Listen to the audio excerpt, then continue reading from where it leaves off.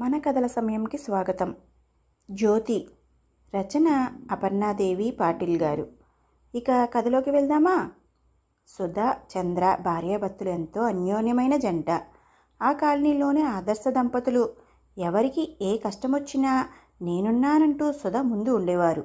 ఏ ఇంట్లో ఫంక్షన్ అన్నా సుధ ఉండాల్సిందే. కాలనీలో సుధగారు రాకముందు, వచ్చిన తరువాత అనేలా కాలనీని మార్చేసింది. కాలనీలో నీరు సరిగ్గా వచ్చేది కాదు. డ్రైనేజ్ ప్రాబ్లం కూడా ఉండేది. కాలనీ వాళ్ళందరితో మాట్లాడి వారి కాలనీ పరిస్థితి వివరిస్తూ ఒక లెటర్ రాసుకుని కొంతమంది కాలనీ వాళ్ళని తీసుకుని ఎమ్మెల్యే దగ్గరికి వెళ్ళింది. వారికి తమ సమస్యలు వివరించింది. ఒక మహిళ చొరవ తీసుకుని ముందుకు రావడం గుర్తించి ఎమ్మెల్యే గారు సుధని అభినందించారు. పనులు త్వరగా పూర్తి చేస్తామని హామీ ఇచ్చారు. వారు చెప్పినట్టే డ్రైనేజ్ పనులు పూర్తి చేయించి మినీ వాటర్ ట్యాంక్ పెట్టించారు. అలా సుధ గురించి కాలనీలో మంచి అభిప్రాయం ఏర్పడింది. కాలనీలో ఏ భార్యాభర్త గొడవ పడినా ఒక అమ్మగా అక్కగా ముందు ఉండి వారికి సర్ది చెప్పేది. పని లేక పస్తులు ఉన్న కుటుంబాన్ని చేతనైన సాయం చేసేది. వారికి ఒక పని కల్పించేది. తెలిసిన వాళ్ళని అడిగి జాబ్ ఇప్పించేది. కాలనీలో గొడవలన్నీ నీకే కావాలి అంటూ శుతిమెత్తగా మందలించినా భార్య చేసే పని మంచిదని సపోర్ట్ ఇచ్చేవారు. పిల్లలు ఆకలితో ఉన్నారు అని వచ్చిన వారికి ఇంట్లోని వస్తువులు ఇచ్చేసినా ఏమీ అనేవారు కాదు. అన్నీ మంచిగా ఉంటే ఎలా? ఎక్కడైనా అసూయపడేవాళ్ళు ఉంటారుగా. అలానే ఇక్కడ కూడా సుధని చూస్తే అసూయపడే వ్యక్తి కామాక్షి.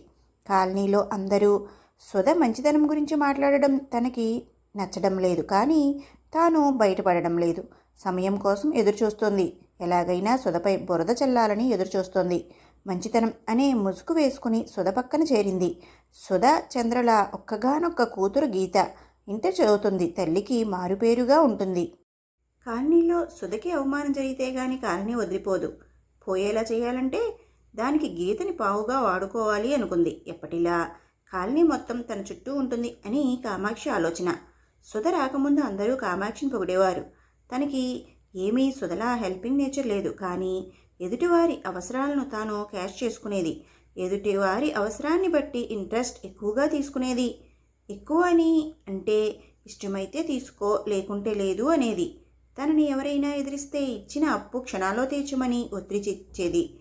కామాక్షి భర్త వీరయ్య వెల్డింగ్ షాప్ పెట్టుకున్నాడు.